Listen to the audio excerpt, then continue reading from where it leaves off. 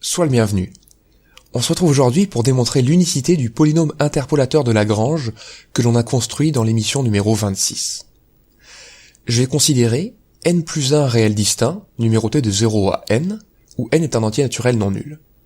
Et je vais aussi considérer y0 jusqu'à yn des réels.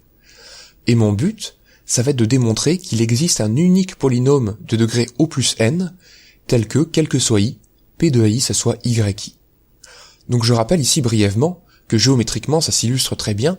En fait, ce qu'on cherche à démontrer, c'est que si on place ces points, les abscisses et les ordonnées, il existe ici une unique courbe qui est représentée par une équation polynomiale de degré 3, O+, et qui passe par les 4 points que j'ai tracés.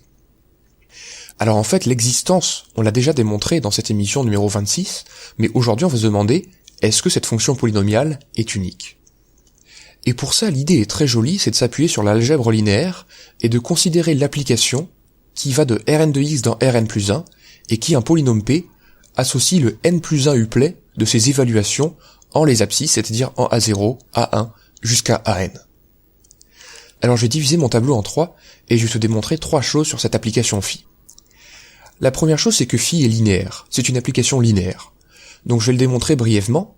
Si je prends lambda et mu des réels et p et q des polynômes de degré O plus n, eh bien je vais calculer phi de lambda p plus q. Si je remplace p par lambda p plus q, ça me donne cette expression-là. Maintenant, l'évaluation est une application linéaire, donc ça va me donner cette expression-là. Maintenant, je vais séparer ce n plus 1 uplet comme somme de 2 n plus 1 uplet, de cette manière-là. Maintenant, dans le premier, je peux faire sortir lambda, dans le deuxième, je peux faire sortir mu, et du coup, je reconnais finalement lambda phi de p plus mu fois phi de q. Donc ça me permet d'affirmer que phi c'est une application linéaire de Rn de x dans Rn plus 1. Alors maintenant, je vais te démontrer, ce qui me garantira l'unicité de la fonction polynomiale que je cherchais, que cette application phi, elle est injective. En fait, si je considère un polynôme qui est dans son noyau, c'est-à-dire tel que cette expression-là, ce soit l'élément nul de Rn plus 1, eh bien en fait, je vais dire qu'un vecteur de Rn plus 1 est nul si et seulement si toutes ses coordonnées le sont, et dire que ça équivaut à dire que quel que soit i entier compris entre 0 et n, p de ai est nul. Maintenant, comme p c'est un polynôme, je vais te parler ici de racine.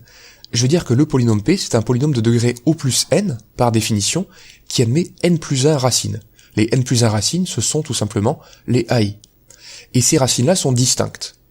Donc finalement, comme p est de degré O plus n et admet n plus 1 racines distinctes, forcément, p c'est le polynôme nul. Et donc du coup, ça me donne que le noyau de phi, il est inclus dans le singleton qui contient le polynôme nul. Maintenant, l'inclusion réciproque est toujours vérifiée, et du coup on conclut ici que phi est une application injective.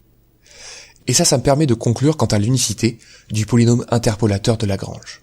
Parce que si j'interprète cette injectivité avec la définition qu'on m'a donnée pour les applications générales et pas seulement linéaires, ça veut dire que pour tout n plus 1 uplet de Rn, qui vont être les ordonnées, il va exister un unique polynôme tel que p de A0 ce soit y0, p de A1 est égal à y1, etc. Alors maintenant on pourrait avoir terminé, parce que j'ai déjà démontré l'existence en construisant carrément le polynôme interpolateur de Lagrange, ce qui démontre tout de suite la surjectivité de l'application phi. Sauf qu'en fait, de temps en temps, j'ai juste besoin de l'existence de ce polynôme et j'ai pas vraiment besoin de le construire à la main. Et justement, je vais te montrer très simplement comment, à partir d'ici, je peux récupérer l'existence. La seule chose à constater, c'est que la dimension de Rn de x, c'est la même dimension que celle de Rn plus 1, ce sont deux espaces vectoriels sur R de dimension n plus 1. Et du coup, ça me permet d'affirmer que phi c'est une application linéaire, ce qu'on a montré ici, injective, ce qu'on a montré ici, entre deux espaces vectoriels de même dimension. Et donc, ça me permet d'affirmer que phi est bijective, et que c'est un isomorphisme d'espaces vectoriels. Donc, en particulier, on retrouve bien que phi est surjective, ce qu'on avait démontré dans l'émission numéro 26, en produisant nous-mêmes les polynômes interpolateurs de Lagrange. J'espère que cette émission t'a plu, je te souhaite une excellente journée, et je te dis à la prochaine.